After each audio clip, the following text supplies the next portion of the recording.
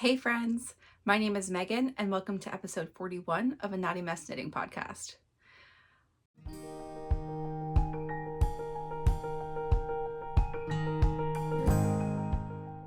I have so much to share this week. Okay, we're gonna have a lot of fun and hopefully filming wise this is gonna be pretty short because I am filming during lunch.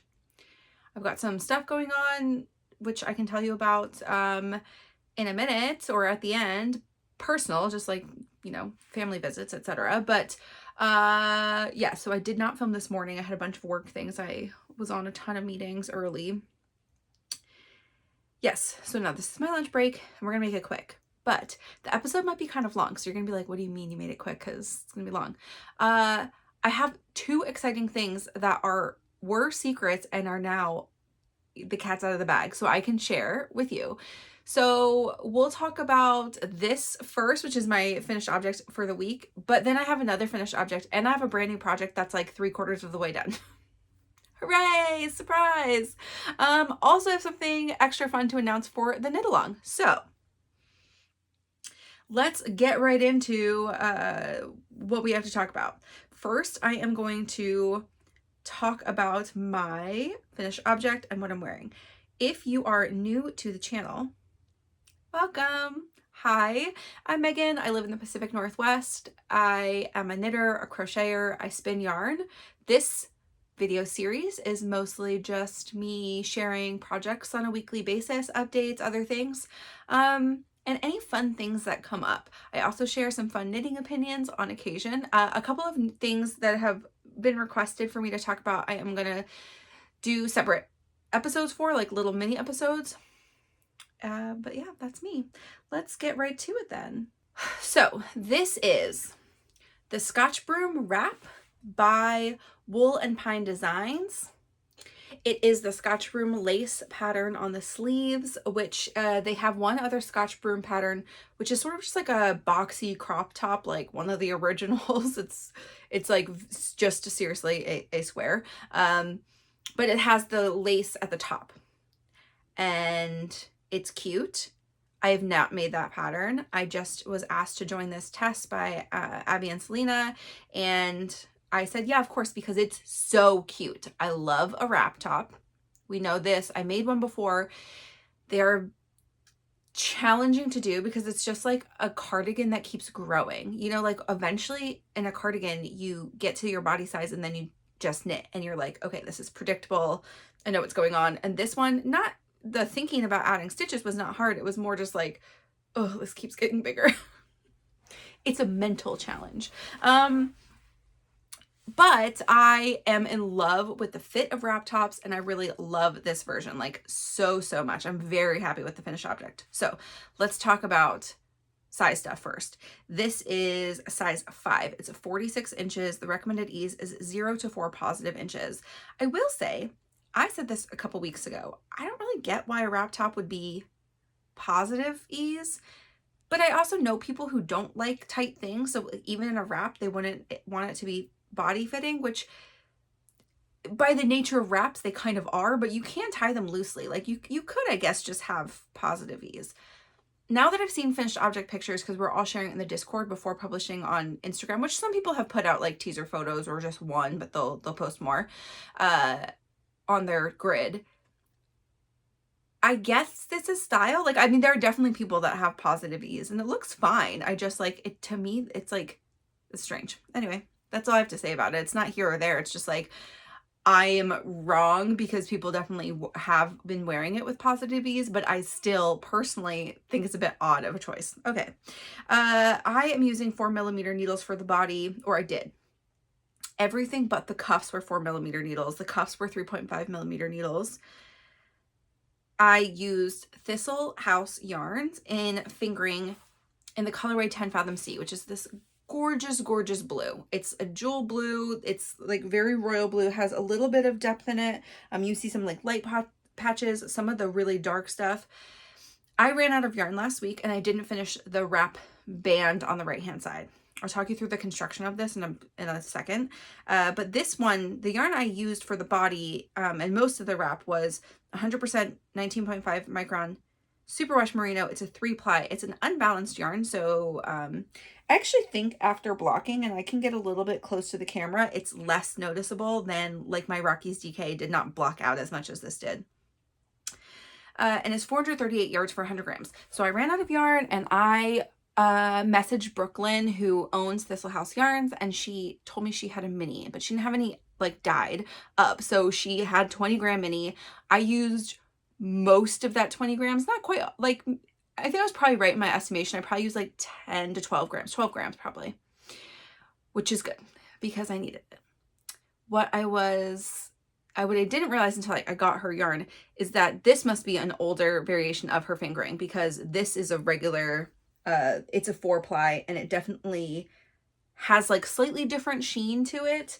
And it absolutely takes the dye differently, because the dye that's in hers, you can see the gradient, like it's just a little bit more, the main blue is still the same blue, but the pieces that are darker and lighter are just a little bit more obvious than they are on this wash. I prefer this. I think what I have as a main body is perfection, and I would not change that. Just something to note, if you have this yarn from like a while back, you might have a slightly different yarn base. So I am going to stand up. We'll talk a little bit about the construction and the fit, and I am going to then also change outfits because it's fine. It's like a little bit chesty for me to film a whole episode. Okay, here I am. Cute as a button, huh? It's so good. I am in love. It's so cute. I put it on, and you will see my Instagram pictures. My chest looks a little bit like bustier. Well, also just because I wore an underwire bra, which, you know, I'm not going to film wearing one because I don't like to wear them. But for date night, I'll wear them. And so I wore it, and Mike was like, "Oh," when I came downstairs, and I was like, "Yes, I know. Don't you like it?" Okay, so the fit is really great. What happens here, and the construction of this, is that you start with an I-cord cast on, which was interesting. First time I did that. And then you do the normal things you do for some sort of cardigan. You do backs and fronts, and then you connect them. And then, like I said, you just keep knitting. The nice details I like about this are, here is the built-in sort of, it's not a button band, but whatever you would call this, the edging, the built-in edging is ribbed. But because of the way, you know, you're not having anything pull the ribbing on the other side, it's not opening, which it would if you did that. So it just almost looks like it's double knit, and it's like very nice. Okay. And then you pick up sleeves, and this lace pattern, you can see your little brooms create these sort of like overlapping V's, and they're staggered so that they don't just stack on top of each other, which I don't even know what the stacked would look like. You can see all the dog hair I've collected on this. It's very nice. Cuffs are a rapid decrease to get to this amount of cuff, which is almost all knit together, two together, but not quite. And then just regular ribbing. And then I did a sew and bind off. I don't know. I think that's what it told you to do. Okay. Once you get to the length that you would like, which I did at about 1.5 inches of body length before, I guess I'll talk about all the mods now. So the one thing I did was, like, before I split for sleeves, because my row gauge is not quite on, it's a little bit tighter than their row gauge, I added 6 rows before I split for sleeves. So, and that's 3 increased rows. So 6 extra stitches, you know, to here for me, which is also fine. I knew because, you know, coverage, etc.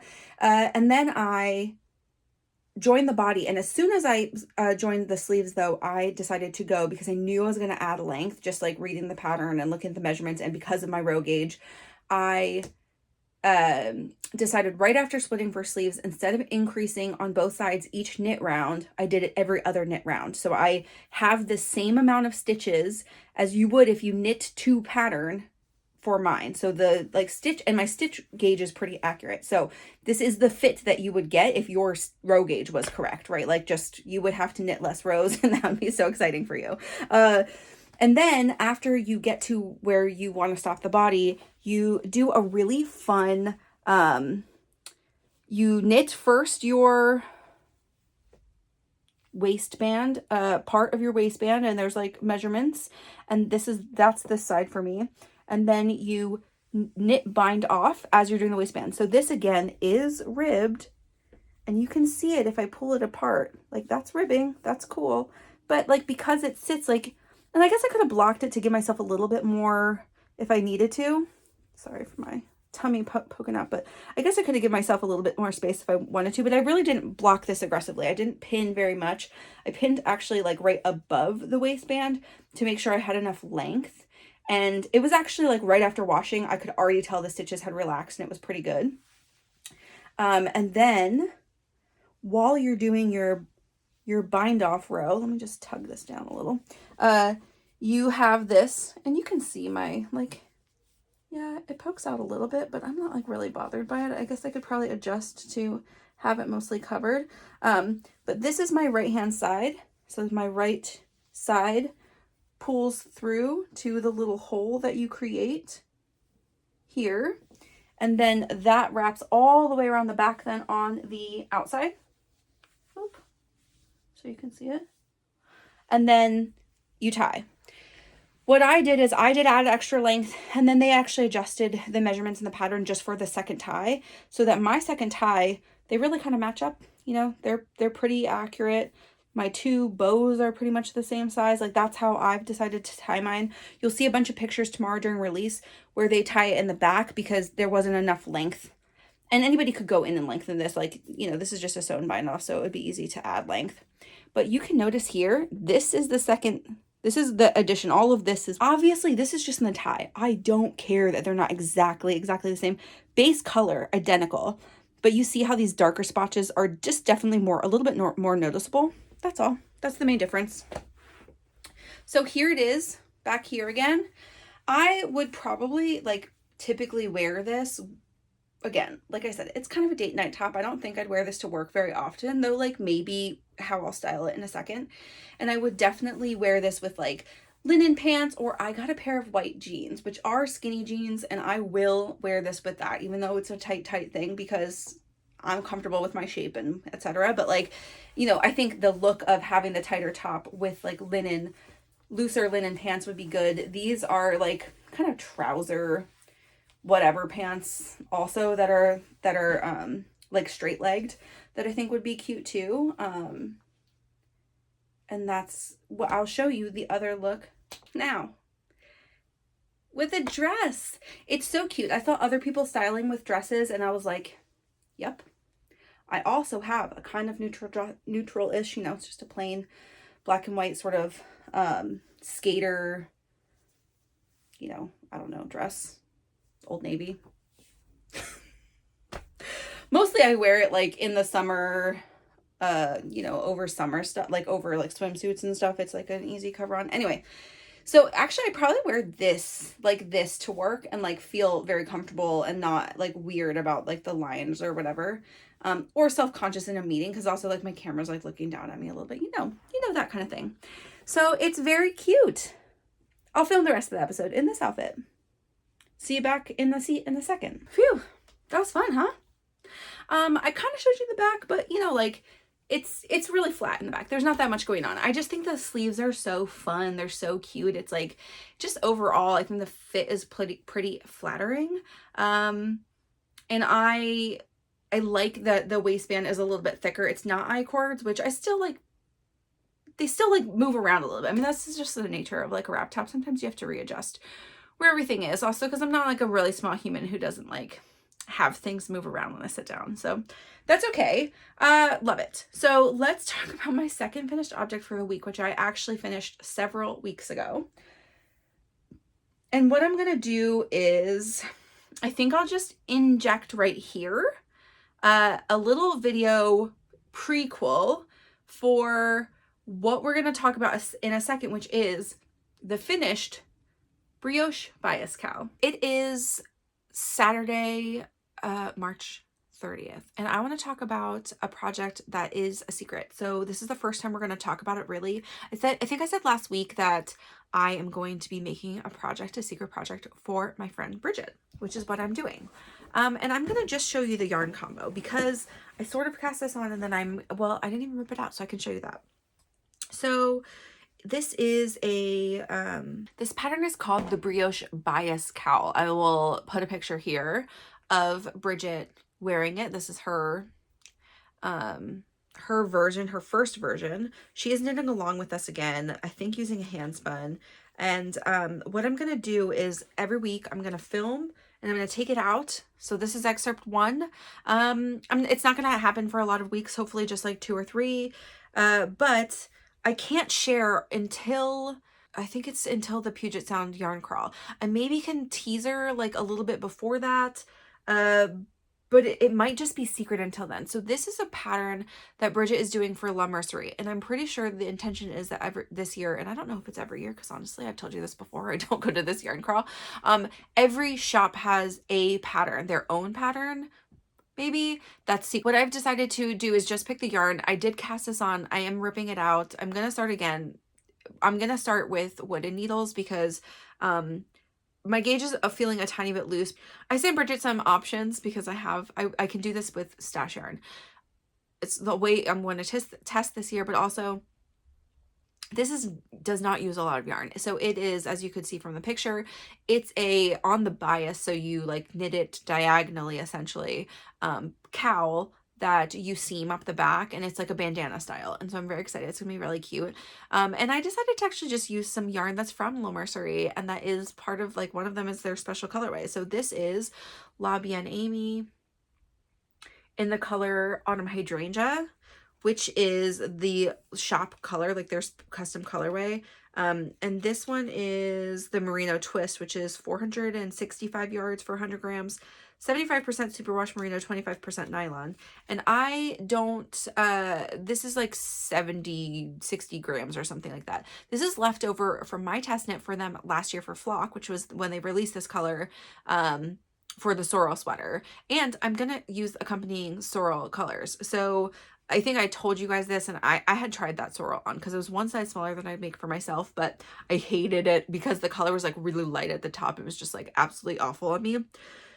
But I think close to my neck, this color is great. So I'm going to use the darker color, which I believe this is Plum Rose. I can't remember what this one is, but these are both Knitting for Olive mohair, soft silk mohair. I'll look up online and see if I can figure out what this lighter one is, but I don't have quite enough to finish, I don't think, with this one. So I'm going to probably knit till mostly the end and then just do like sort of a dipped, the bottom edge will just be a different color, and I'm okay with that. I'm not going to do it in the middle, though. I might do a transition. So I might do dark for a lot of this because it's on the bias. I want this to be a lot of at least halfway so that I don't have too much of this lighter by my neck, which this one's still okay, it's just not as good, to have more of the berry color. So that's my intention. Here's the little tiny bit I did, but I already know that I need to just put this on wooden needles because it's really slippy. But you can see it's a brioche stitch throughout. It's got an I-cord edge along part of it, and then part of it in the back here is because it'll be seamed. So it's not an I-cord edge there. You can't really see it because I took it off the needles, but let me see if I can hold a couple of these. I did this while I was out at a coffee shop and I didn't have a pearl pin with me. And right up at the top, do you see how loose those like last 2 stitches are? You are swapping, like you can see in the picture, the brioche, is intermittent. It's sort of like brick style. And so you do some with this, in between, and that means you have to purl brioche, and that's okay. But like my purl stitches are just really crazy in brioche, so I will just have to do it with a pin, which is fine. And so I'm going to rip it out. No harm, no foul. I didn't get very far, but I will be working on that quite a lot this week. And I will talk about it again next week. Hi. Okay. So we're in another secret test chat zone. I did not talk about this last week. So I showed you colors before I cast on, but this is my brioche bias cowl. So we talked about the yarn and then I started making it. I actually had to stop myself because I think I'll finish it this week. I love it. It's been a super fun make. I love knitting brioche. I actually like it's a syncopated brioche, so you swap just like in the cinnabar. You swap, so these shorty little dudes are pearls. So that's how you like, you know, it kind of looks like you're shifting your brioche over one. You're actually just inversing. And so, because obviously the back is an inverse, right? So you can't just move your brioche over. You have to swap, which, so you do pearl brioches instead of knit brioche, which is fine. It's great. It's super nice. So I'm in still probably like the first 2/5 of this. I'm not halfway yet. I think there are 4 pattern sections. So you do like one of the pattern sections twice, you know, and then this one you do like 3 times because you're growing and all of the edging and stuff is the same. Really, the whole middle pattern is pretty much the same, but you do start, it's like I'll show you how this is actually gonna like work when I cast it on. So it's actually gonna go like this way, and this piece here, and you can kind of tell this edging here is just like just this first part until all the way until here. It's just kind of like slipped, you know, slipped 1 stitch. And this is going to get seamed in the back. And so the cowl is actually like, I mean, it's not even, I'm not very far, seemingly, but it'll wrap around my neck just fine. And I looked at Katie's where she is, and we're very close gauge wise. I will have to stretch it this way a little when I block because it's definitely not quite as wide, but my row gauge is pretty good. So I didn't feel like going up a needle size. It's hard to swatch this. You just basically have to do a big part of the pattern. And I did swap to wooden needles for this one because I needed a little bit more grip. And this is made with, these are 3.5 millimeter needles. So they're kind of skinny. I am using mohair, and I just felt like I needed the grip of the wood while I was working this. So funny. So Sylvan, Katie, and I are all testing this for Bridget. Sylvan is a tech editor. So she edited the pattern, but she was like, I'll make it too. She already has done hers because she's Sylvan, but she made hers in her leftover autumn hydrangea she had from a sample that she also did for Love Nursery for Flock last year. I pulled out mine being made with my autumn hydrangea, and then Katie pulled hers out, and she's using, I think it's called Hello Autumn from Woolberry. That looks so similar in color. So in a vacuum, all 3 of us decided we were going to use like essentially this like pinky, yellowy, orangey yarn, like this, like some kind of like pinky fall vibe yarn.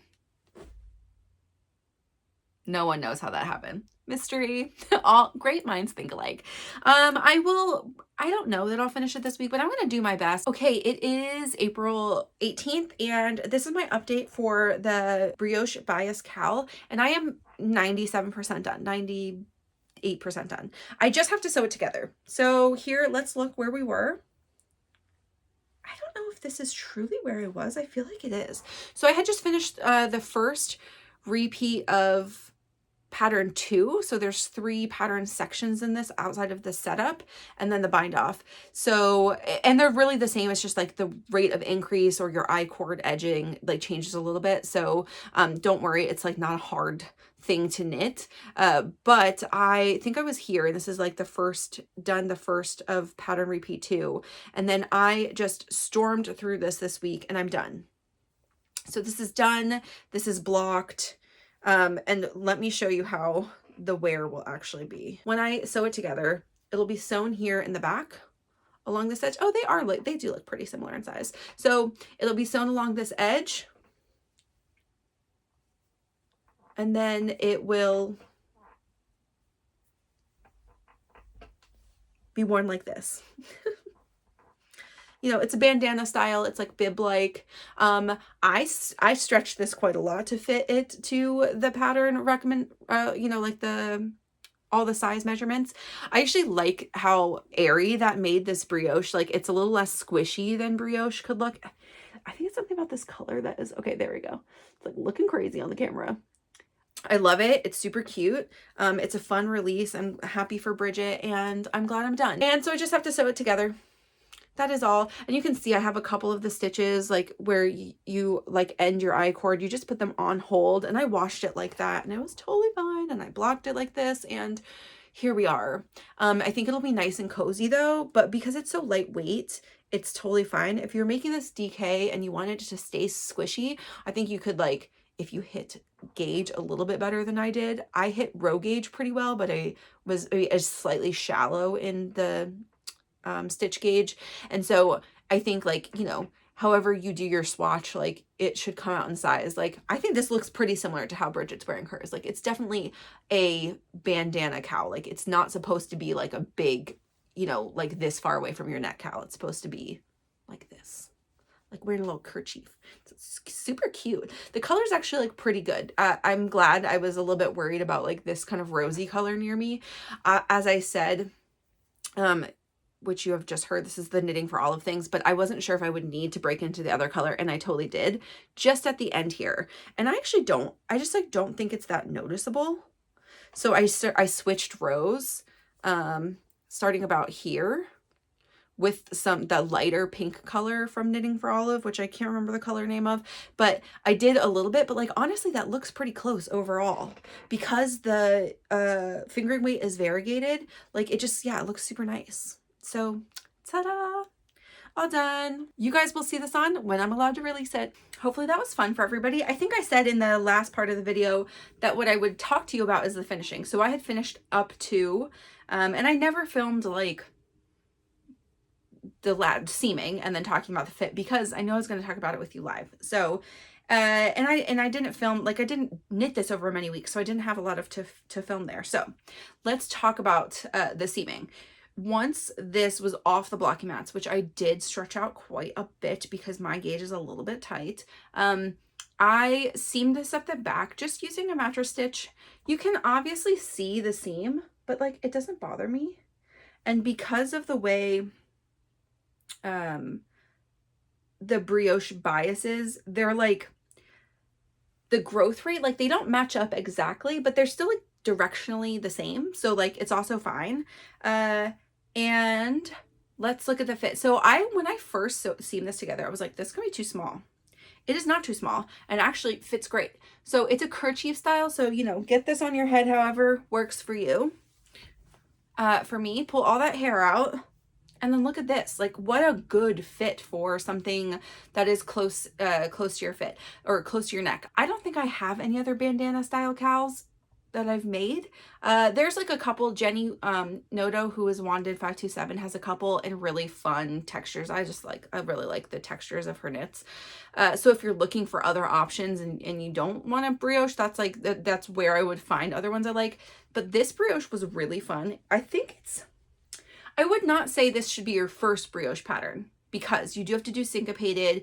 There are like other things you have to think about, but I think if you made anything else brioche, you could totally do this as like your second project or more because it's basic. Like there's kind of a lot of instructions, like because you have to change your edging sides, but like that's all you're changing. You're changing this tiny thing, and then Bridget gives you this like sort of new set of instructions, which again is like one little change, but you can't, you know, you can't make them all the same throughout them.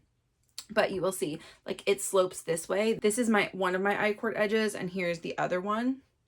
And then at the top, you also have one. So all of these nice edges, like it looks fabulous. You can see where I changed my yarn, but not like dramatically because there's like a lot of color depth up here too. So I think that was good for me to use all the leftover scraps. But yeah, overall, really pleased with the outcome. This is not particularly a color palette I gravitate to a lot. This was all leftover yarns from the Sorrel make from La Mercerie. So this is all La Mercerie yarn.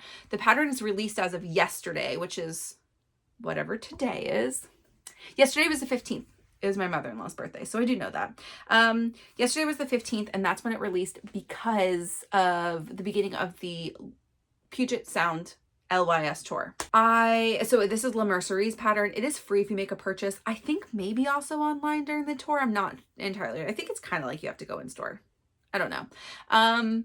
But they are having Knitting for Olive on sale. So if you're interested, this is made with a Knitting for Olive soft silk mohair. You could totally sub in any of the solids too for this, though this is the La Mercerie La Bien-Aimée special colorway, Autumn Hydrangea. I think I already covered that, but just as a reminder, overall, really love it. I'm not going to wear it much right now, though today was a little bit nippy when we took the dog for a walk, but this is going to be a really great dog scarf too, because it sits close, but it's not like, you know, I'm not wrapping it so it's like choking me, or like I would have to unpull it. I think like if I just let it be how it is, it's nice and warm. If I need a little bit more space, I could just like tuck it down a little bit, like if I get hot. But it's so lightweight that I think it's a good like spring, fall cowl, even maybe winter, because quite frankly, it doesn't get that cold here. So here's the Brioche bias cowl. Bridget did a fabulous job with this. I don't even know if I saw the final picture of her. She did one with her hand spun, which is blue, and it's really pretty. But otherwise, Bridget's cowl, my cowl, Sylvan's cowl, and Katie's cowl are all the same color. Katie is actually using woolberry yarn for hers, but it's still like the same color palette. Like, we are gonna take a picture, I think, eventually together, at least Katie, Sylvan, and I. Like, we're just wearing the same exact, made it with different composition. Like, I think Sylvan even used DK, Katie used DK, and then I'm the only one that used mohair and fingering, and it's still all the same color. Great minds, as Sylvan says. So that's the second finished object. Okay, let's jump right into works in progress. So I don't have a spinning update this week. I did take my Barbie core yarn from Backloop Yarn Co. You know, all that mohair just on my face now. I took my Backloop Yarn Co. Barbie core yarn or fiber upstairs. I started to figure out how I'm going to split it, but I just haven't actually gotten anything on the bobbins yet because we have a busy week. So I am going to do it this weekend because I really need to get something spinning because it's been like 2 weeks and I miss it. So I'm going to do it. I just need to jump in. I'm just a little nervous, but I think I've planned as much as I can, so I'm ready. I need to go. Also, my friend Serena, who is part of this San Francisco group of knitters, posted something yesterday about rewinding her bobbins. And I was like, why? So many things to learn still. Anyway, she sent me a really great video from Tiny Fiber Studio, which if you're a spinner and you haven't watched any videos from Tiny Fiber Studio, so great. A lot of really fun tips on there, just like random topics addressed. And one of the topics is, should I rewind my bobbin? There are 8 reasons she gives in it. I'm not going to give you the spiel, but go watch it. It's very interesting. And I have decided I will rewind the Barbie core yarn, I think, to help with plying. We'll see how it goes. It's like, should I start a new, it's not a new method even, it's just something to help even out your yarn a little bit, which I'm gonna need as I am nervous for making a garment spin. Let's go on to, I'm gonna skip the Flower Vortex blanket this week because it has sat here on the floor of my office, even though I was like, I'm gonna get this done in 2 weeks and I've not touched it. So I maybe will still get it done in 2 weeks in this next week, but we'll see. I have not picked up the Haley sweater, though that's my intention for this weekend, along with the Flower Vortex, along with all these other projects. But I really do, I just want to knit something red. Is that like weird? I feel like that's a weird thing, but you know, you gotta chase your joy here. So let's talk about the other secret. So again, I'm gonna post here in 1 second my montage of creating this so far. I think this has been more like 5 or 6 weeks. I'll try to cut it down so it's not too long. I won't repeat like what the size and stuff is, so I'm not going to repeat that for you now either. And we'll kind of get the breakdown of my first impressions from yarn to now, and then I'll rejoin you at the end. This is March 30th. I'm going to tell you about another really fun secret that won't be a secret once we get to it. So I got asked this week to do a test knit for Taylor Ann Knits. I have made a couple of, I made a shawl by Taylor Ann last year as a sample. I really loved it. It was like gorgeous copperton, still something that I think about doing another one of. But she asked me to do a garment test for her in a collaboration with Woolfolk. And so I am getting yarn sent to me from Woolfolk this week. And the test, I think, starts April 5th. So no, I don't have it yet. Here is a sneak peek of what it's going to look like. And it's really gorgeous. It's a button-up shirt, button down, button up, whatever. I'm not really sure what the difference is. Why people call it one or the other. I think it's a colloquial thing, but who knows? And it's like, it's got a really gorgeous, like the finishes are pretty. It's got kind of a wide collar.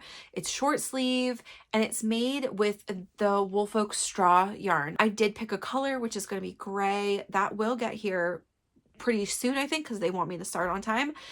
Hi everyone, it's April 4th. I am doing my special segment for my straw button down for Taylor Harris. I'm doing this in collaboration with Woolfolk. So I'm not exactly sure what the partnership details are with Taylor and Woolfolk, but she's doing some exclusive pattern releases with them. So I think that means they might own the pattern.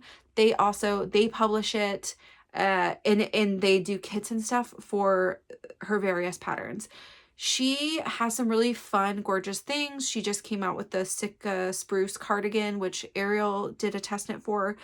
I am getting yarn support for this. So because she's doing a limited tester group, her testers get yarn for it. So absolutely, I got yarn for this. I did not buy this yarn myself.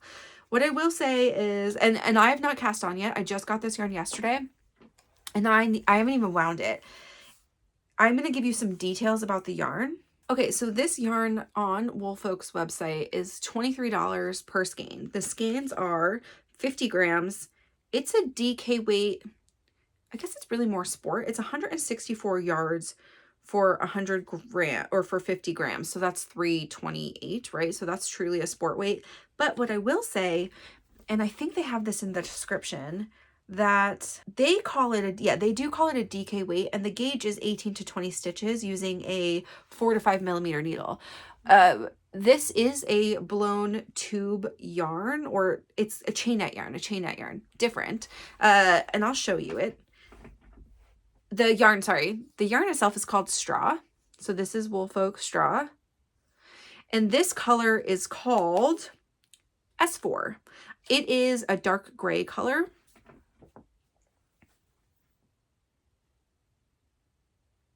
It looks super woolly on here, so it's a little hard to tell, but this is actually 50% Ovis 21 Ultimate Merino, which I do believe is just a strand, like a brand of merino. It's like one single type of merino, and it's 50% merino, 50% linen. So there's quite a lot of linen content in here. And what I will show you, let me open this hang up, is it does feel very linen-y. Yeah, it's really drapey. But you can see here, do you see an individual strand? Do you see how this is like a little chain? Yeah. So we're talking like this blend is literally like, instead of just plied together, it's very loosely plied and chained, which I think is nice with the 50% linen. So you don't get quite as much stuff poking out at you because they're continual, like, it's already been crocheted essentially, so that you're working with something that doesn't have like a single ply or the plies sticking out as much, which is nice. You can see there's definitely a linen halo happening there, 100%. It's just, I don't think, like, for 50%, you know, I was showing you, and I have knit with several times other 25% linen blends, and you can usually see a lot of the linen like kind of poking out in those, and this is not any more than that, and it's twice as much, so that's nice. I don't think this is, it feels next to Skin Soft, but it's not the softest thing. It definitely feels like it has a lot of linen in it. What I've heard about linen, and I don't have any linen, I have now linen yarn. I have made 2 samples, or making 2 samples in linen, that linen mix. I don't have any linen shirts myself. So we'll talk about this, how it wears, because I have heard that linen softens over time and it gets even drapier over time. The drape is already going to be really nice, I can tell, but yes. So first impressions of yarn is it's medium soft. I think it will soften up. The chainette is a nice way for sure to have that. And it's definitely like, it's got a super nice heather quality. So this gray, as you saw, just in the last little snippet right before this, what the picture looks like, that it's going to look so nice. I don't know what I'm thinking. I'm going to do like either black buttons or crisp white buttons. who knows what I'll do. We shall see how I feel. But I'm excited to get this swatched up and get it started. What I will say is that this is a pattern that requires quite a lot of yarn. It's got some ease in it for sure, and just, you know, having the collar attached, etc. They sent me 11 skeins, so in theory I'll need most of all 11 skeins, and that is $23 each. They are expensive. This is not a cheap yarn, so we'll see how I feel about it at the end. If I feel like it's worth it, I definitely think I have not knit with Woolfolk before because they are a luxury brand. I have other luxury yarns. I'm not saying like, oh, I would never knit or buy myself luxury yarn. I definitely do. Let's be very clear. I have some very expensive yarns. It's just like, I just have never bought from them before. I would be open to it in the future for sure. We'll see how this project goes, and to see if I really fall in love with this or if there's other blends that I'd like to try in the future. And more to come on that next week. Okay, it is April 11th. We flashed the picture. I just talked about the yarn, I think, and hadn't knit anything, and now I cast it on. I did the collar. So the cast on was using like a tubular cast on to do a double knit. Double knitting this was not a big deal. So this is the collar, and here we go. That's all I have done so far. I did not join obviously, but I did add on the button bands. So this is the button band rows, and I did like, I think that was it. I didn't even do a return row, or I'm partway through a return row like a crazy person. I stopped mid row. But I am going, oh, actually it's not even mid row because I did start some short rows. So I'm mid short rows in the back. I did make a boo-boo. I already told Taylor this. I don't know what I was doing, but I somehow counted wrong in the beginning and I added 4 stitches. It actually ended up being totally fine because since it's double knit, there's a knit and a purl for each of them, and you're purling 2 together or knitting 2 together to join to do the short rows. And I just, there were some that you didn't, to do like the little shoulder seam, and I just did. So, you know, it's not a big deal. It was fine. But I messaged her and I was like, what's happening with math? Can I do math? What did I do here? And she was like also counting with me. She goes, I think that the calculations are right. And then I recounted what I actually cast on, and I was like, oh, it's my fault. And she was like, oh, no problem. So again, I'm gonna have a smidge wider of a collar than is called for, but it's really such a small amount that I don't think anybody is gonna notice. So here we are. This is working up really nice. This is a deep collar. I mean, that's what that's what it's called. You know, what's the pattern's calling for. It's kind of exciting though. That'll be like a really like, it's almost like, I don't know. It'll be an interesting look. Anyway, so far so good. I'm really glad to have gotten past the collar. I'm going to try to get through all the short rows and quite a bit of like because it's going to be growing on both sides, get like a bit of the top done this week. It is 50% linen. It already, you can kind of see like it's already gonna be a drapey thing, even though it's a DK weight thing. So it's gonna have some structure from just being DK weight, but it's also like, it's pretty bendy.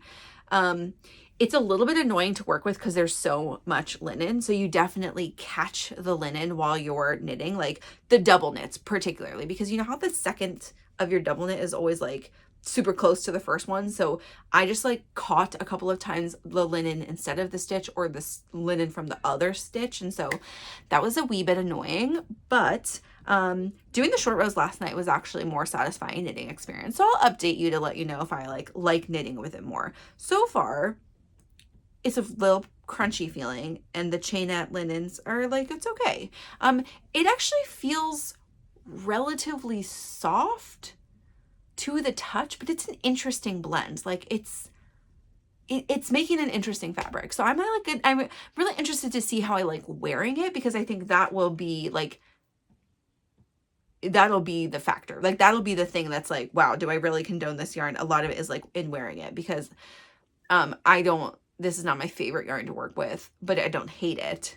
As opposed to like my Skyline, that blown tube crunchy yarn, and it's still horrible to wear, right? This one I think will be really nice to wear. I think it's going to feel really soft and drapey. One hopes. Hi, it is, April 18th. I am doing my little side session for the straw button down. I have made a ton of progress this week. I'm not entirely sure. I need to go back and read through the pattern. I did not realize that this is, I think this is called contiguous construction. So it's really interesting. And once I did the short rows, I was like, what is happening? Oh, I got it. It's actually really smart. So let's talk through it really fast. Here is where I am. I have a bunch of things done. If you remember last time I had just finished the collar and picked up like the maybe like the first short row or something. So here, I don't have a cute marker on this one, but here is where I was. Like I'd done like 1 or 2 short rows, and now I've got this done and a bunch of the front side. So what happens? We are, you do the collar, you pick up your, you cast on collar stitches. So that's this part. And some of those are knit during the short rows. So across the whole back, you've got a swath of back done. It's a little hard to tell, not just this color, like just because it's all the same color, but this here is my collar line. And then so you've got this swath that you do. This is all short rows to here on the back. I didn't do any like plain back rows yet. And while you're doing that, you're creating your shoulder line, right? So it's not a raglan. It's gonna sit, I think, right on my shoulder. This side is the better one to view because now I have something happening there. So you create this increase line. You're increasing on both sides just while you are doing your short rows. Once you get to, I'll show you my shoulder just so this makes sense. The collar is folded over. You knit about this much, and that's, you know, the depth of your shoulder. Like this is the top of my shoulder here. These will be set in sleeves. So you knit to there, and then, and these instructions, I gotta tell you, I was like, I do what now? You really just split and start knitting your front. Then I will, yeah, do that on both sides. Then knit the back, and then you'll have like sort of 3 flaps going on, and then you join them, which is similar to like a regular, any other kind of a construction, like drop shoulder or raglan construction, top down, where your fronts are separate. So a cardigan or a really deep v-neck. Very similar. It's just that with this contiguous single line, I did not think it was going to sit right on the shoulder. Like I don't know what I thought was happening, but I wasn't entirely sure. And it's really cool. So this is my front panel. I've got, yeah, quite a bit done, but again, because it sits right on your shoulder, like that's pretty high up still, you know, like I'm not at where I'll be for the underarms. And these are relatively deep sleeves. So, I mean, I don't think it's a giant underarm hole, but it's like they're a little bit oversized sleeves, which is great for me. So yeah, just chugging right along. Hi everyone, it is April 25th. I have a quick update for my secret test for my straw button up. Okay, I am gonna keep this brief, and here is where we are. I feel a little twisted here right now, but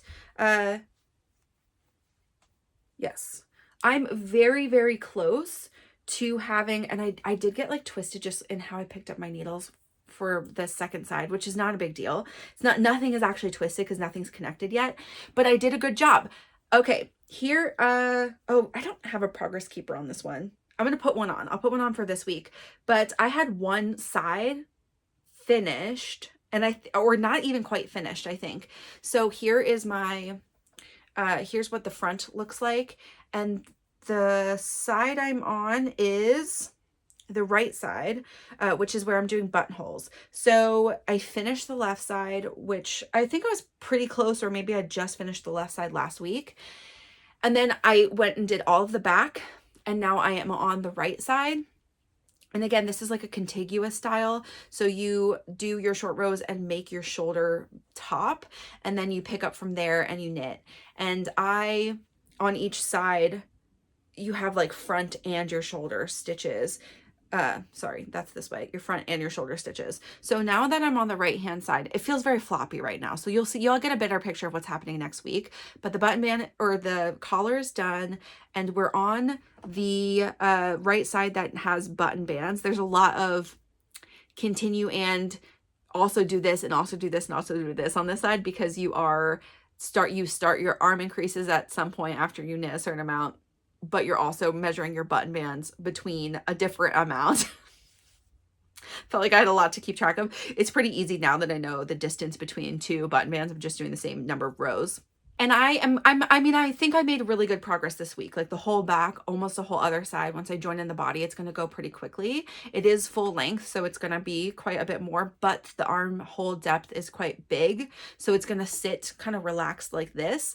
And so I won't have so much body to do after, which is really exciting because this is short sleeves. So that's also really exciting. Hi, it is May 2nd, but here's my progress. Here is my little marker. I had not joined the body. I was like in the last row, I think, or something like that. And I asked a question to Taylor.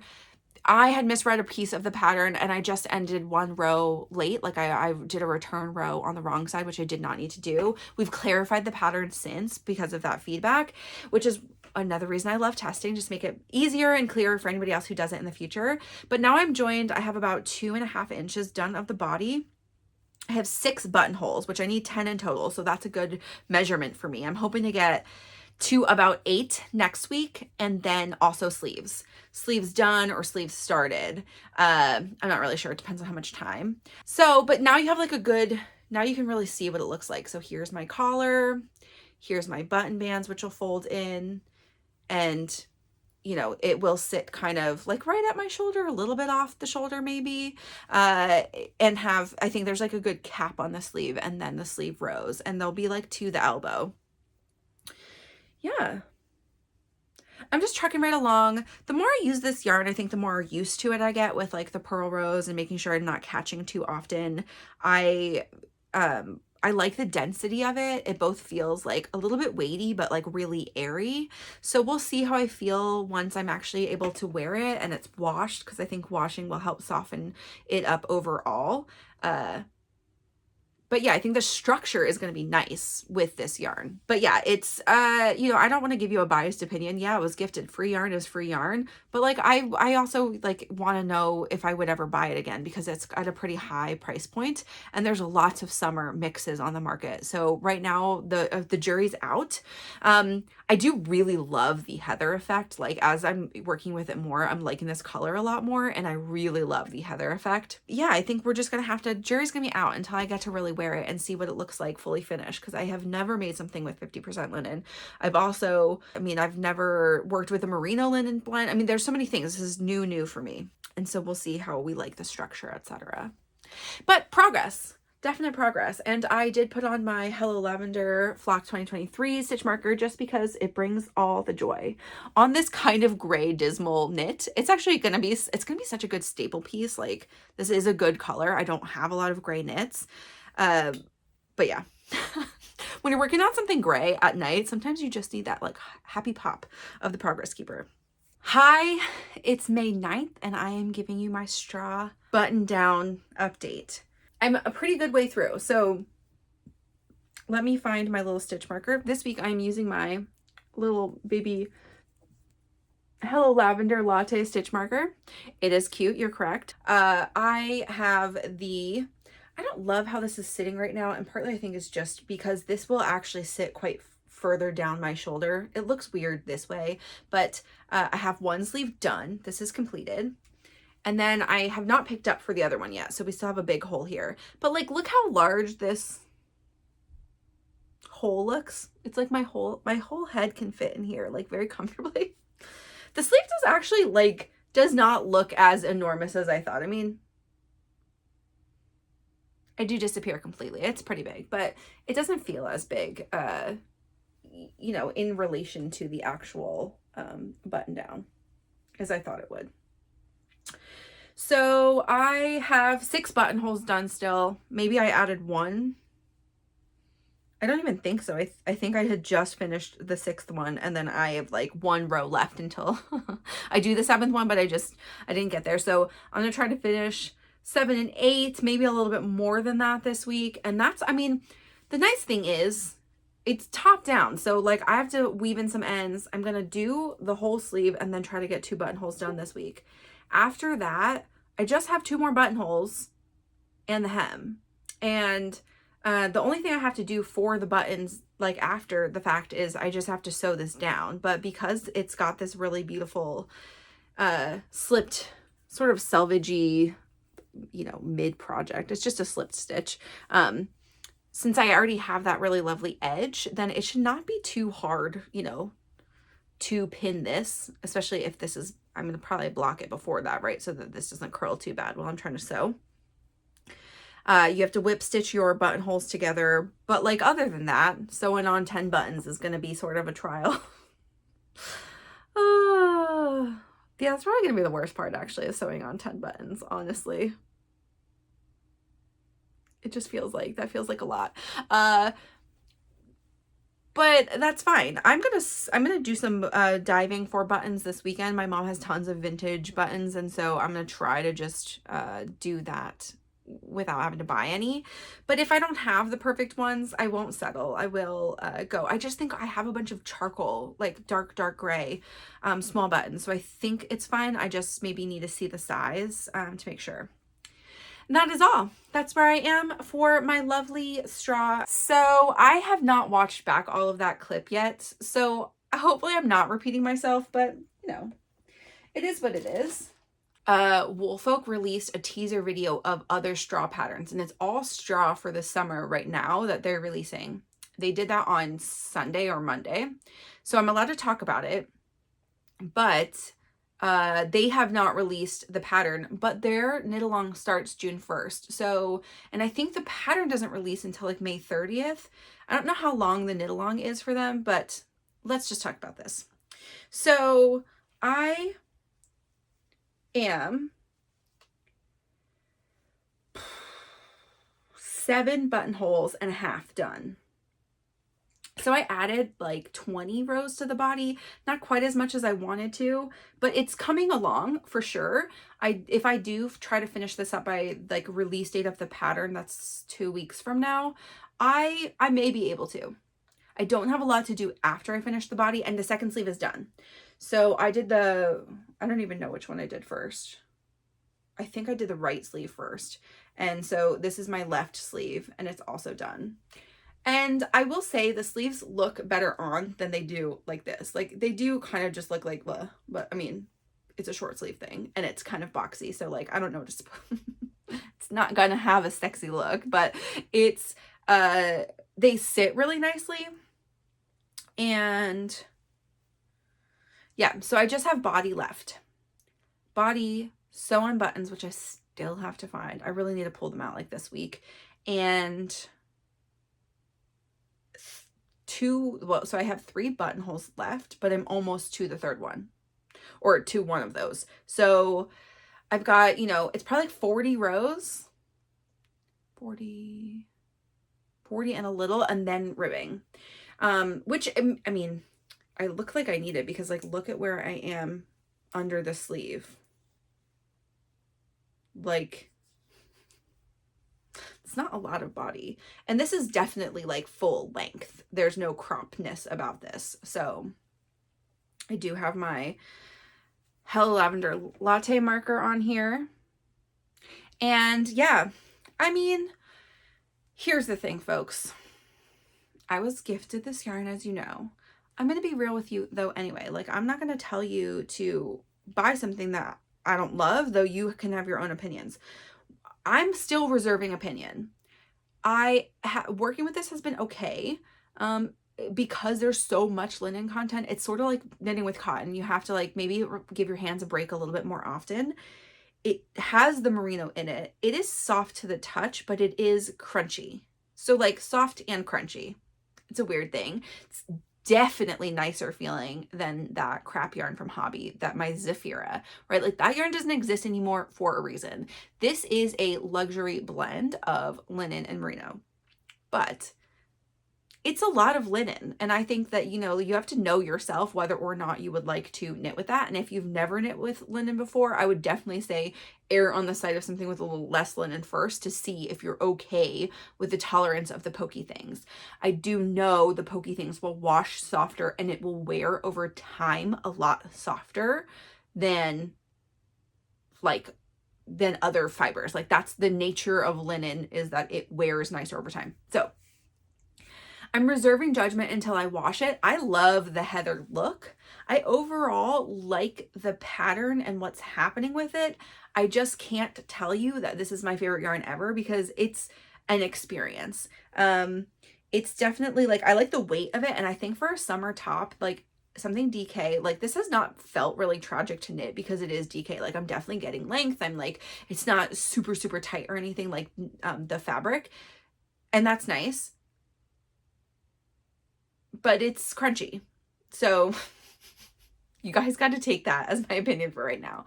When I wash it, maybe it'll be nicer, but, or like feel really nice. I put this on like to try it on and it wasn't like scratchy on my skin. It's just like, you can feel it when you're touching it. So, yeah, who knows? But I'm like, I'm excited to get it going and like get it on, get buttons on. I'm hoping by next week I'm almost to the button band, if not all the way to the button band, because I do have to do the tasks of sewing it down and sewing buttons on, and I know those are the kind of things that like are gonna make me weep. So it's 10 buttons. It's a lot of buttons. So I gotta give this maybe like 3 evenings this week, not the whole evening, but like attention a few times. Yeah, so here we are. Straw button down. Let's talk about my Sundial. So this is the Sundial top by Iris H, who is Iris Makes on Instagram. And this is my progress. I actually got a couple inches done. Let me tell you the size before I put my computer down. So this is a size 5. It's 44 inches. It's going to have, the recommended ease is 0 to 3 inches, 3 inch negative. This is 3 negative inches for me. I'm using 3mm needles for the body. I use 2.5 for the collar, and that will, I think, also be maybe the arm cuff thingies. And then, what do you call them when they're on your middle of your arm? I guess still the cuff, but, and my hem. It is Explore Knits and Fibers, Cashmere Caverns, in the colorway Grapefruit. Cashmere Caverns Fingering. So I think that the DK one is also called Cashmere Caverns DK. Anyway, it is 80% superwash merino, 10% cashmere, 10% nylon, 435 yards for 100 grams. We were talking at Knit Night this week and everyone else was like, oh yeah, we should probably cast that color on. So maybe I will have more friends in this. Ariel's is done. She already has a something tank top maybe in this color. This is where we are. It looks so itty bitty. It will block out a little bit. I mean, it's 43 inches. Like I'm going to have some negative ease, but it does fit near my bust. I did try it on. So I'm at the point, like I have 3.5 or so inches of body done, and I tried it on last night and it fits. Yeah, it fits. It's fine. The fit of the shoulders and stuff is nice. It was hard to tell because it's still just like a little bit of body. But here is my progress keeper from last week. I don't know if I changed this after the episode or before, but here is my little, sorry. Now we're flipped. Here is my tiny paella. You're right. It's super cute. Don't worry about this hole. This hole is just where I joined my second ball of yarn. I have one more skein of yarn, but I have like, I feel like quite a lot left. Like I've been knitting a lot of this, but like it's not been feeling like it's making that much of a dent. So I have about 3.5 inches of body done, and I don't know what I need. 10 or 10 to 12 before I split probably, and then hem, which feels like so much more knitting. But I do get in a groove on this and like do quite a lot at once. This has been my desk project this week also because we'll get to the stripy turtle tank, but I'm already done my stripes. So, or my body. So I'm enjoying it. Overall, really happy. Happy that the fit looks nice now that I pulled it on. I pulled it on over a t-shirt. So here's another reason I didn't feel super jazzed about it last night is because I just like lazy tried it on and it fits fine, but like the t-shirt was not helping.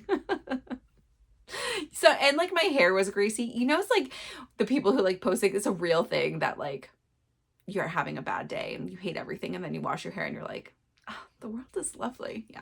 So if I tried it on today, I'd probably be really happy with it. But last night I was like, I am so gross. Okay. This is where we are. I still cannot remember. I'm pretty sure it's July 1st that the knit along ends.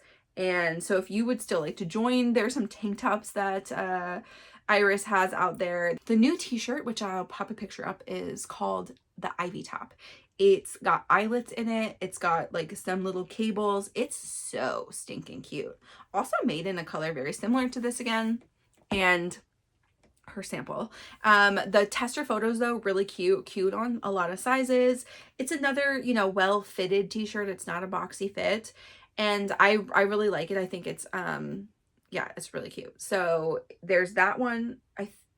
You know, you could also sign up and do that one if you wanted to. But there are still tank tops out there that might go a little bit faster if you want to join the knit along with Iris. Okay, my Market Henley's on here. I'm actually not going to talk about the Market Henley this week because I ripped back the whole back panel. It was sad and tragic, I know. But I knit on it at midnight, and I like got to the place where I would add the armholes. And then when I got home, I was like, you know what? This is like looking kind of looser than my swatch. Let me just measure it again. And with the weight, and I think also once, this is why swatches lie to you, because they're not big enough. Like typically you should probably make a swatch like 3 times a 4x4 because your hands act differently when you have a whole lot of fabric in them and you're knitting on it. And this one, because of the way that the waffle stitch pattern is, like, it was just too loose for me. It ended up the whole panel, like it really was way too few stitches. Like it was just going to be too big. It's already a bigger size on me. I just, you know, sometimes you got to start again. It's okay. So I just went down a needle size. I did a swatch, and it was looking a lot better. And I did the whole short rows again. So I didn't bring it down because it looks like it's at the exact same spot. But it is redone. And so I think like this weekend, I'll definitely try to get the back to where it was, get the arm increases. I'm okay timing wise. Again, this is due August 1st. It was a little sad, but it looks nice. And it actually just like having the waffle be a little bit tighter, like actually looks really nice. And I think like my row gauge is a lot better too. So that when I'm going to have to block it out a tiny bit, that like it does sort of open the waffle texture just a smidge this way instead of being too open this way, which is really nice. So looks great. I will talk about it next week.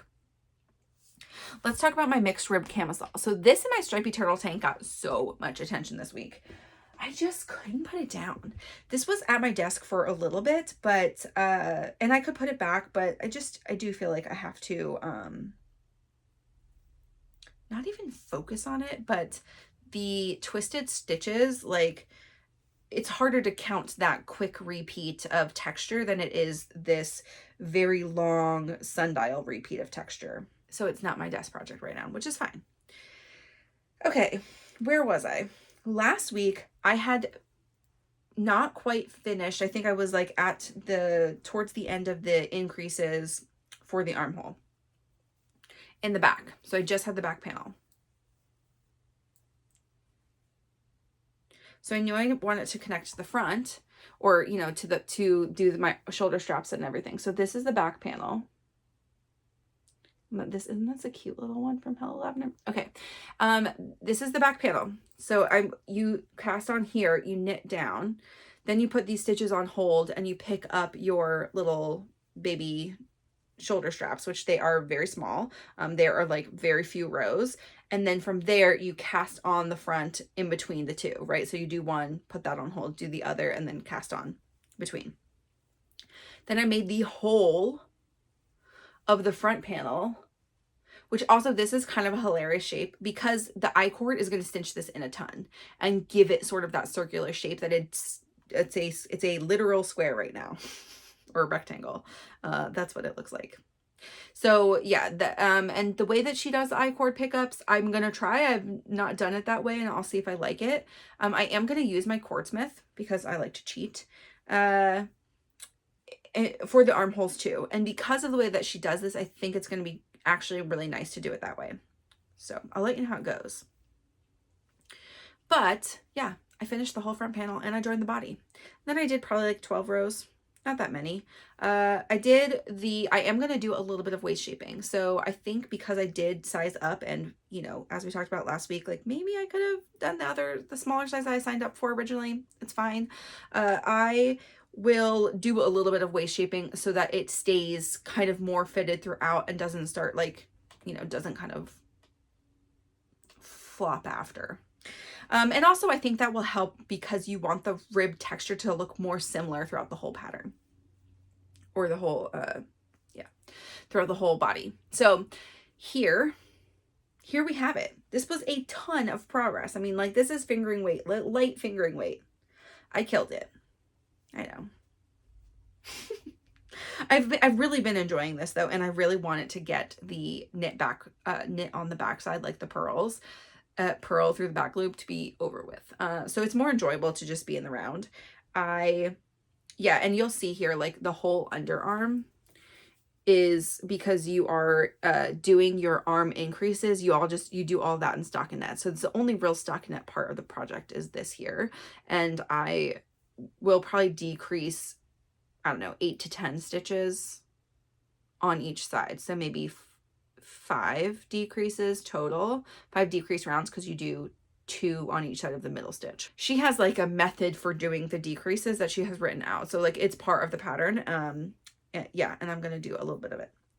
So there's that. I am making, as a reminder, size F, which is for a 125 centimeter bust. The built-in negative ease is 10 to 15 centimeters of negative ease. I have 120 centimeter bust, so I'll be on the lighter end of the negative ease, but that's okay. It is 3 millimeter needles for the body, and then the I-cord edging is all going to just be I-cord and the cordsmith. So I think she does say use 2.5. I feel comfortable with the cordsmith making it tight enough, but I will see. And if I don't like it, I can always just do it by hand. That would be the worst, but I could. And then this is a woolly knit merino cone and bias. It's 100% merino, 514 yards for 100 grams because I'm holding it single. And you can see, like, I didn't really show it before, but like I still have quite a lot of yarn on here, and this is just cone 1. So like I may be able to get this whole top out of what was left over from one cone, and I still have another with the same amount of yarn or close to it from doing my Calm Down cardigan. I cannot wait to wear this with my Calm Down cardigan. Like I'm so excited for that. I knew I needed to move because the deadline for this is early June, and I have the straw, which I wasn't able to talk about before, but the straw button down, and I just want to get things done. So that's all. Here we go. The next thing on my project list to talk about is my stripy turtle tank. So as a reminder, should I talk about this first?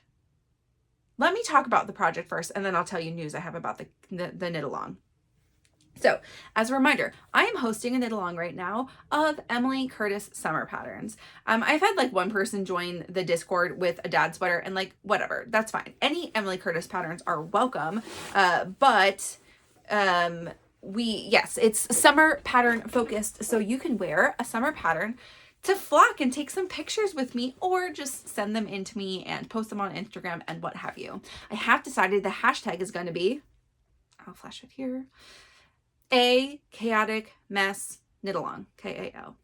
So Gently Chaotic Knits is Emily Curtis's pattern company name, and I'm a naughty mess. So here we go. We are A Chaotic Mess Knit Along. I had the best time. So on Friday night we did because we skipped last week's knit night because people were still like busy. We met up this week though, and it was really nice because most of us made it, and I just missed everybody. Like Ariel finally made it for the first time in forever because she's done her test and she like caught up on life, and we were so excited to see her. And Katie was on vacation and came back, and so that was really exciting. So it was the best time. But on Friday night, we did an online chat. So also Katie and Ariel joined that, which was great. So we got to all see them. But we did it because Emily has not been around, and she was still in Oklahoma visiting her parents before, or staying with her parents, which is what they do between trips, before their last trip. And so they're in Amsterdam now today, and but like, it was so nice to get on a call and like chat with her and like actually get to see her and talk about our knit along projects. So if you watch Ariel's podcast, which is Airy Knits, if you don't, you should. She's the cutest. She is also making progress on her stripy turtle tank, and she is doing a dark brown with kind of like primary pops of color, which is really fun. And similar to what our friend Katie had already done before. And here is my neutral palette. And that's not a normal thing for me, but I'm loving this. I love this combo so much. So where am I? Okay. I split for sleeves yesterday. I knew I wanted to see if I could get in an extra repeat, which I would have been like a half repeat. So I didn't add that much more length to the body, but I did add like 1.5 inches or so, just to get myself to a place where it'll be cropped, but it'll sit at a place I feel comfortable with, like the clothes that I own, my pants, my shorts, my jeans, etc. So, loving that. And then I did my first color, which is the Chinlay, was my first color repeat for the front. And the front has sort of like bind off stitch, because this is bottom up. You're binding off stitches to create that armhole swoop in the front, and then you do similar or the same, I'm not sure, in the back. And then all, you know, and all the way up. And because this is a turtleneck style, like there's not a lot of neck shaping. Like it's, you know, it's pretty much after you do the arm decreases, you just knit for a little bit. And then you just do a little bit of neck decreases and then do the back and probably 3 needle bind off or do something, grafting it together on the shoulders. I'm not sure. Don't ask me yet. I'll tell you later. So I decided not to put the back yarn like on a different needle, and it's not bothering me. I'm just knitting across, knitting back. I have a shorter needle I could use. Maybe I will, to just start picking up these and leave the back where it is. But yeah, I'm really excited. I'm super glad to already be done the body. Like it is like knitting self-striping socks almost, although I have a lot of ends to weave in. But I just like switching to a new color. You're like, ooh, this is fun. Ooh, I love that color. Ooh, yeah, I love this color.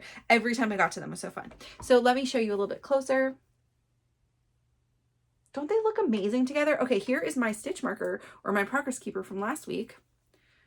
I was literally like, I think I had just done Alto Stratus, the first stripe. So that was all that was there. So you guys haven't even seen all this glory. If you're in the Discord chat, you've seen it because I posted a couple pictures.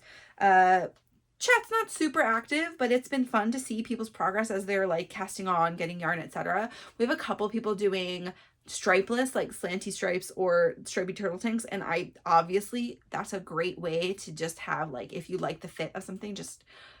This goes for every pattern. If you really like the fit of something and it was in a solid color, you could do it in a variegated. And if it was in a solid color and you want stripes, you can just add stripes. You can add stripes to mostly anything. Maybe there are some weird things where stripes would be awkward, like cables, but also like you can do whatever you want. It's the great thing about making your own clothes. You're making them. Do what you will. I love striped things, so I'm super excited to have this in stripes, though if I really like the fit, I do want to make a mini mock neck this year. I think it'll be this year. Maybe it'll be next year. Who knows? Maybe I'll make it over the winter. But anyway, I would still like to make a mini mock neck to see, because they are not the same pattern. And the shaping is pretty different, and like the negative ease, etc. And I just want to see if I like that one also. And then I could always make a stripeless version of this if I prefer this, you know, like just a super fun way to have another layer for your knits. So that's where I am. I also have an acquisition here, which is a new bag I got for free from the Discord D-stash. Somebody it's very cute. It's got all these little ladybugs on it. And somebody was like, I just pay for shipping. And I said, I waited a few hours. Nobody answered. And I was like, I would like that. I actually want to use it for some spinning storage stuff. Like, the bobbins that are done. Well, I mostly put them on my ladybug, but sometimes I'll have like part of the fiber pulled apart and part of it not. And it's like in plastic bags, but like it's hard to negotiate all that stuff. Since I have a ladybug wheel, I wanted to use this, but because I'm not yet spinning, and this was by my desk. I have just elected to use this for this project. Also, Emily is one of my ladybug friends. She and I both have a ladybug. She was an influencer for me to buy the ladybug versus other wheels, and so that's great. It's a friend bag. Those are all my projects. Let's talk about some Cal news. Oh, don't let me forget, this is a thing. So I have prizes. TBD if there's going to be any more, and I will add something, actually. I know I will add something, but there may be more than what I talk about right now, other than what I add, which I don't know what I want to add yet, so it'll be something. But I was so kindly gifted some yarn by the Pacific Knit West crew to, and by that I mean Sylvan, donated a little bit of yarn for us to have a giveaway. So what we'll do is we are going to have at least 3 prizes. And you have to participate. I think it would be, yes, I think probably the rules will be you have to finish one. It could have been a whip already, but something needs to be finished. And I'll put everybody who's done into a little, name selector, and we'll select from there.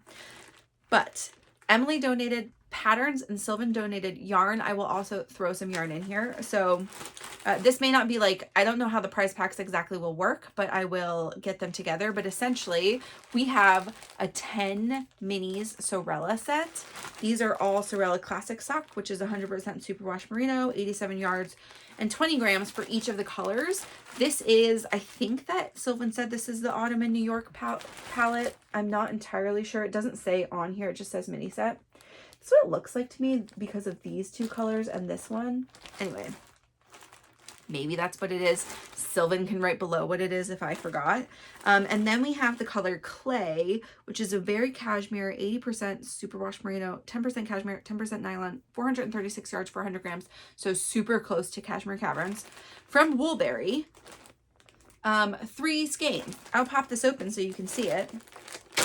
Sylvan and I are both dog-friendly homes, so you just know that. Sylvan always stores yarn in Ziploc bags, and I will also throw this back in the Ziploc bag so it's not getting winter hair all over it, but here it is. It's a really pretty sort of beigey pink. That's what I would call it, clay. I think, in my mind, I always think of clay as dark, more terracotta, but this is a washed out terracotta color. Really pretty. So we've got 3 skeins of that, 3 full skeins here. We've got a mini set. I will be donating something, and then Emily so kindly is going to donate a little prize set. Emily will donate to 3 of the winners. One of them will be a 3 pattern prize pack of your choice, any 3 of her patterns, and then the other 2 will be 1 pattern each. So pick something you don't own from her library, and yeah, she'll drop it to you on Ravelry. I think she also has them on her website. If you don't use Ravelry, let us know. But I'll be in communication with everybody who is participating. I will probably put up a Google form towards the end of the knit along where you can submit that you finished with your email, and if you use Ravelry, or if you'd like to just receive them via email or whatever.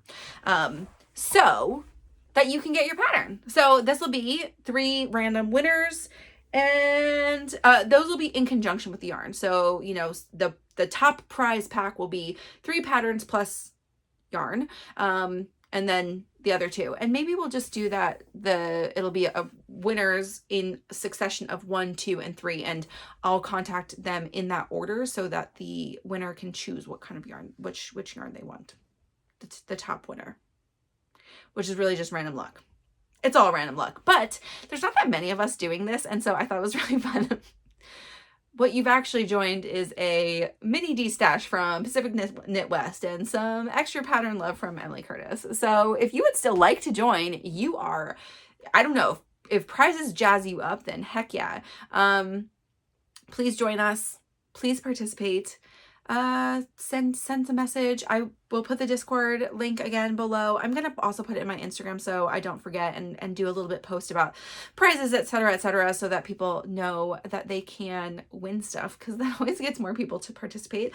What I really want to do is just hang out with my friends. You guys are all the best. I really have, like, everybody who watches these podcasts, like, I know not everybody likes or subscribes or whatever. Still grateful for every watch, every view, and share, etc.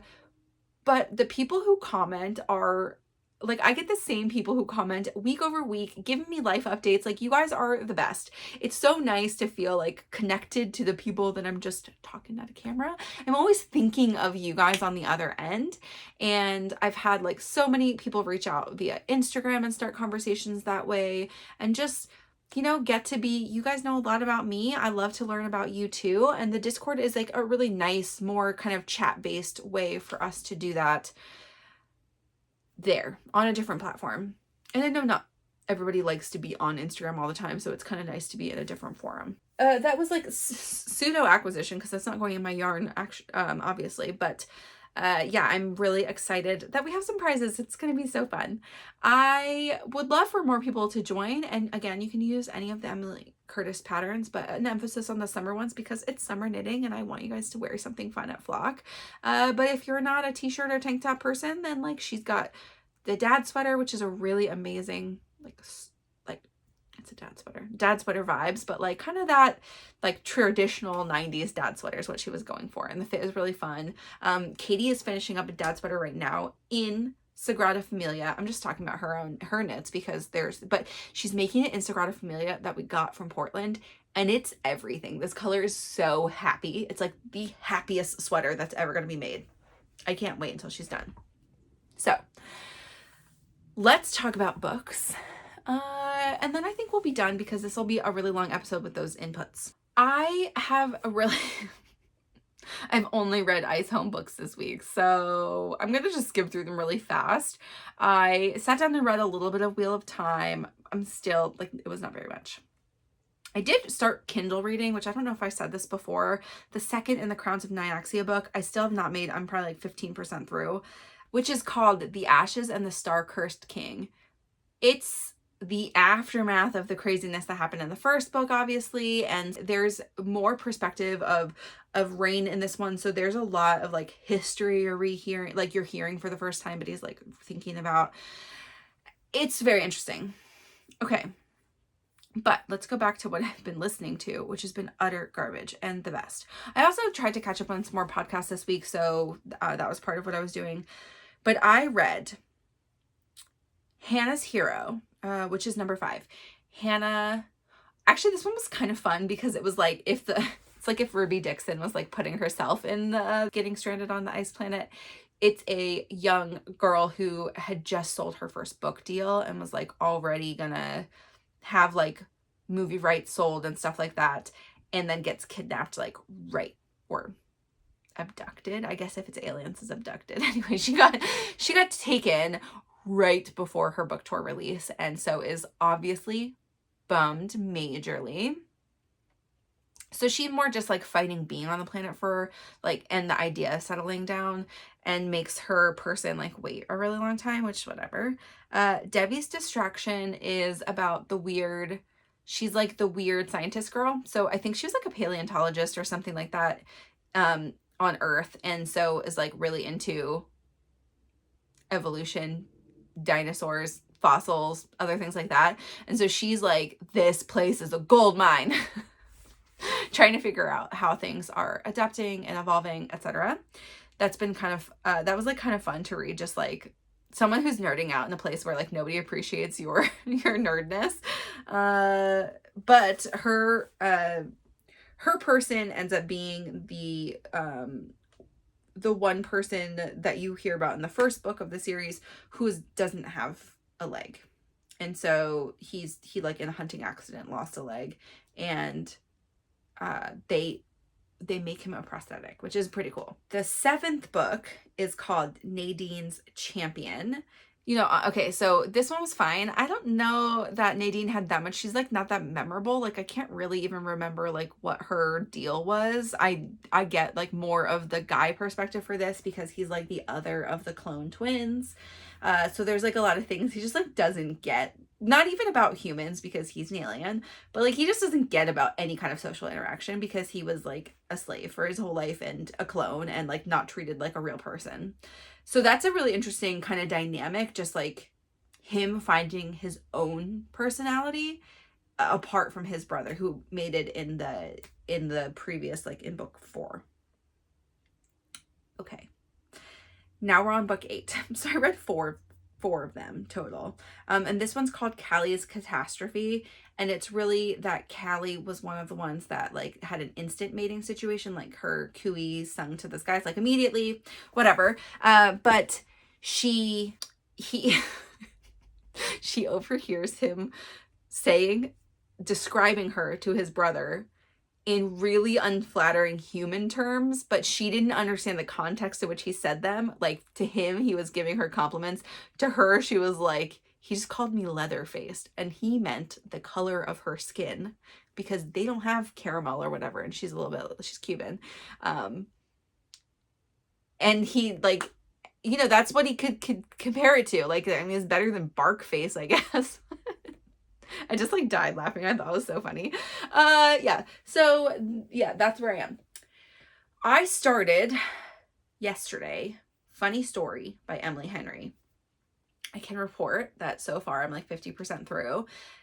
It's living up to all the things I want from a Emily Henry book. It's got the charm.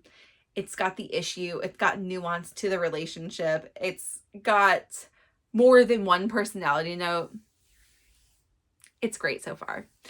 I also put on my Kindle, and so hopefully we'll start reading next week, like the second in the Alex Stern book. And I started also reading Graceling. But okay, so I started reading that like a few days ago, but then Funny Story came in last night and I dropped everything because it was like, I must read this. Mike golfs on Wednesday. So once I put baby down, I was like by my own devices, and I was like, I'm absolutely going to just read this for a bunch of hours. Okay, so I started reading Graceling by Kristin Cashore, which is the first of the Graceling Realm books.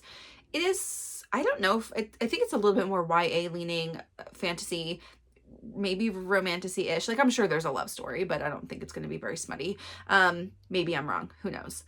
This was a recommendation I like put on my list from BookTube, I think, and is essentially like people in the realm in like this land can be blessed with a grace, and your grace could be anything. It could be like they talk about one person whose grace is swimming, so like they can swim really long or anywhere. Like it just like makes you very good at whatever the thing your grace is.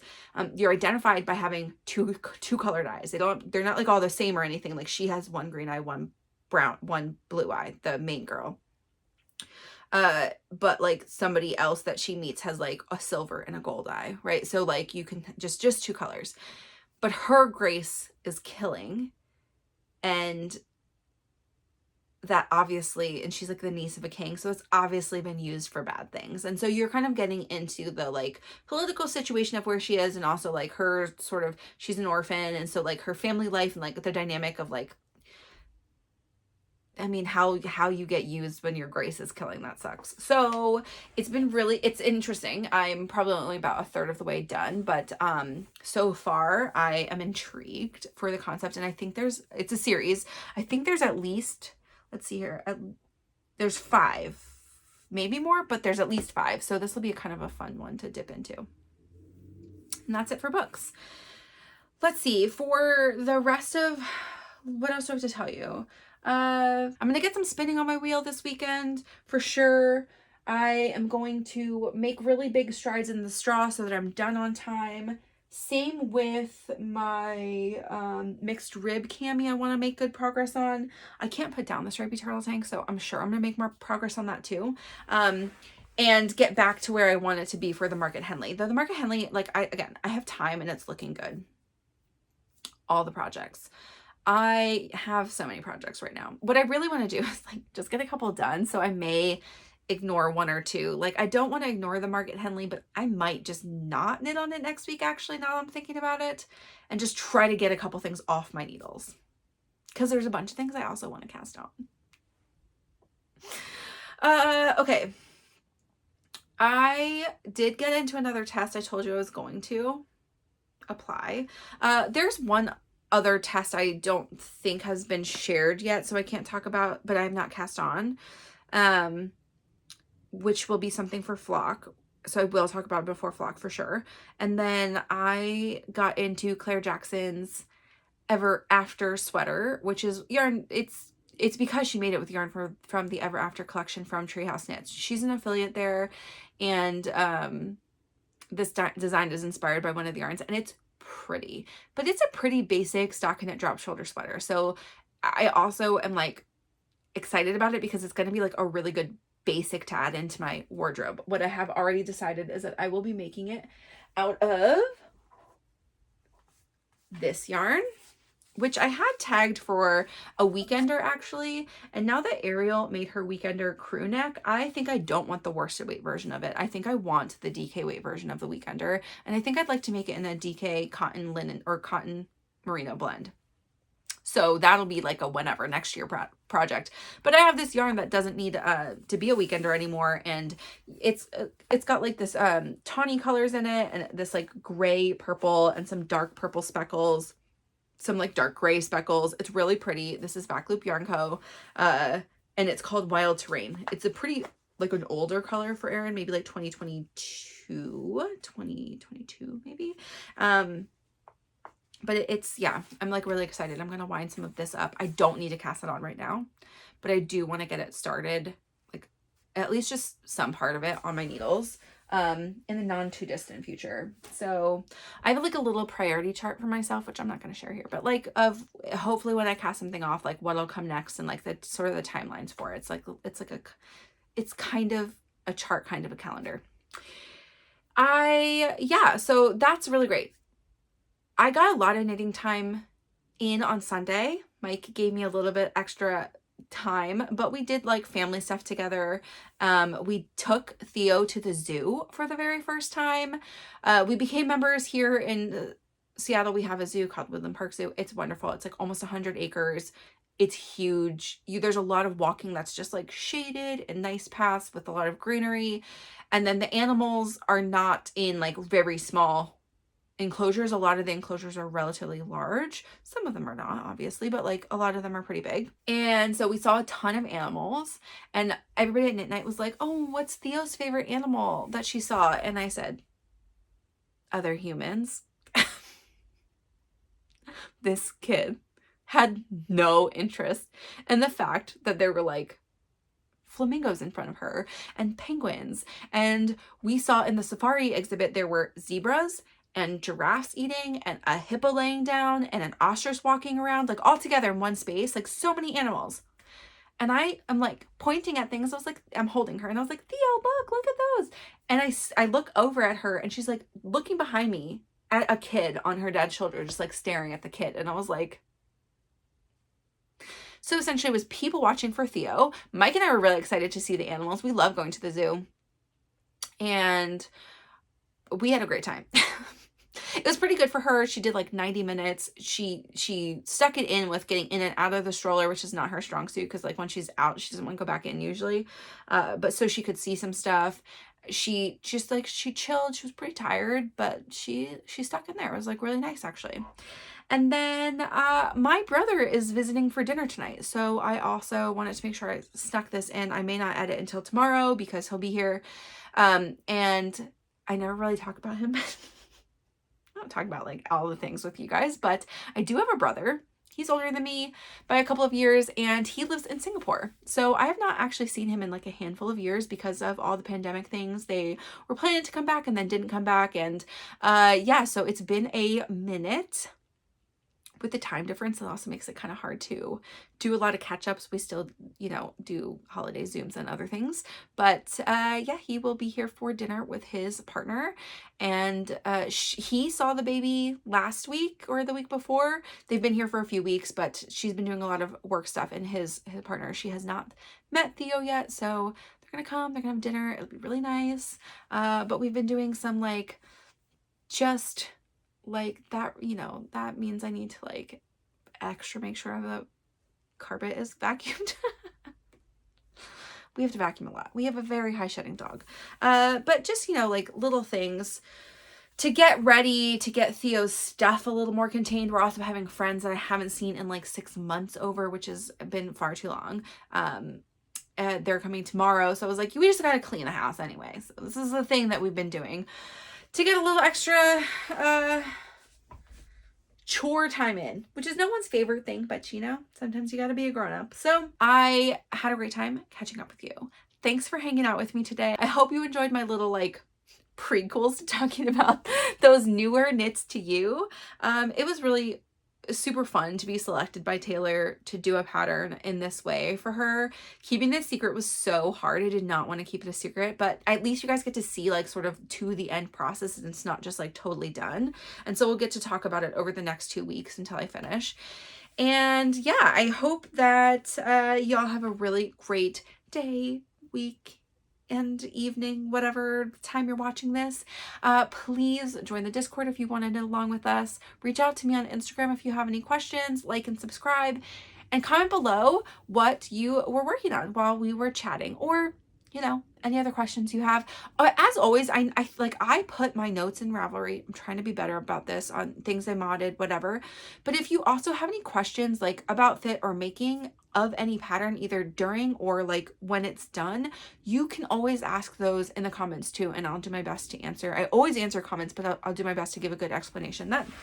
So I will chat with y'all later. Have a really good one. Bye.